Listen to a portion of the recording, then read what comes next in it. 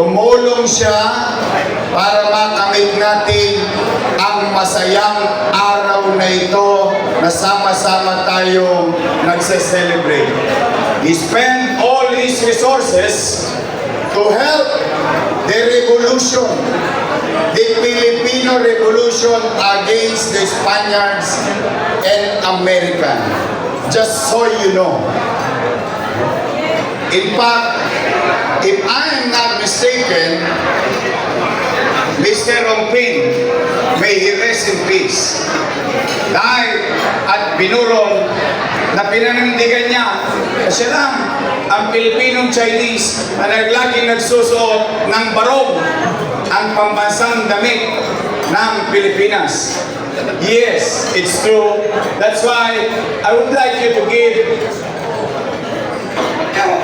para bang pagkilala sa ating mga kasama na mamamayan sa lungsod ng Maynila.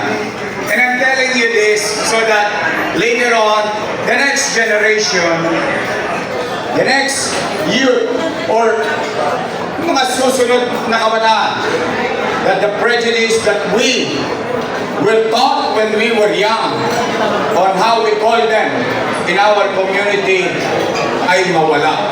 Sapagkat tayo, katulad na sinabi ni Samuel kanina, while it is true that he has blood in his vein called Chinese blood, but in his heart and all other Filipino-Chinese living in the city of Manila, here in Chinatown, ang puso nila ay pusong Pilipino.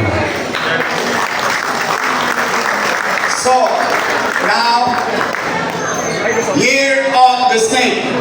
Ang sabi daw, ang ahas ay pusang nagbabala para may bago siyang magandang aura. Now,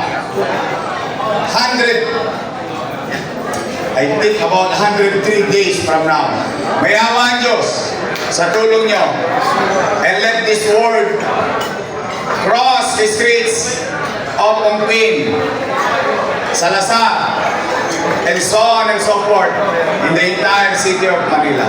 To our fellow Filipino-Chinese, pumanatag kayo, may awa ang Diyos sa tulong nyo. Someday, muli nating lilinisin, papalatan tulad ng isang ahas ang lungsod ng Maynila upang makita ulit ang kanyang ganda at ina. I guarantee you, in my own little way, what you have experienced with regard to cleanliness, orderliness,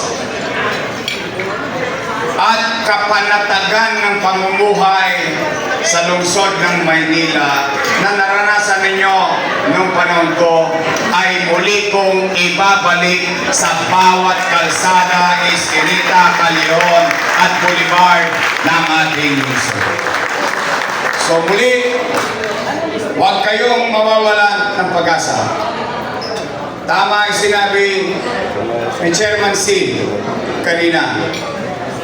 Together, I for one cannot do it alone.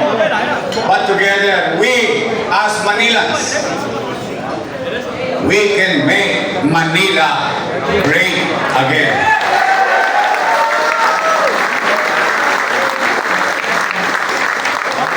Lastly, to the business community who have experienced abuse from City Hall, I know most of you have experienced such thing nowadays.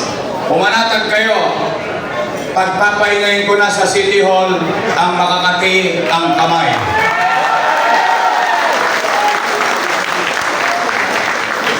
And let be that my message to the entire Chinatown celebrating our Chinese New Year.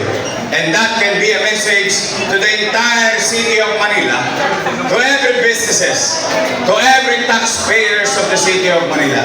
Sisinupin natin, ibabalik natin ang sigla, bango, kaliwalasan, kapayapaan, kapanatagan sa lungsod ng Maynila.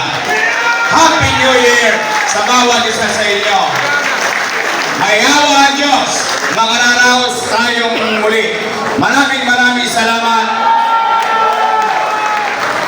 Pagpalain nawa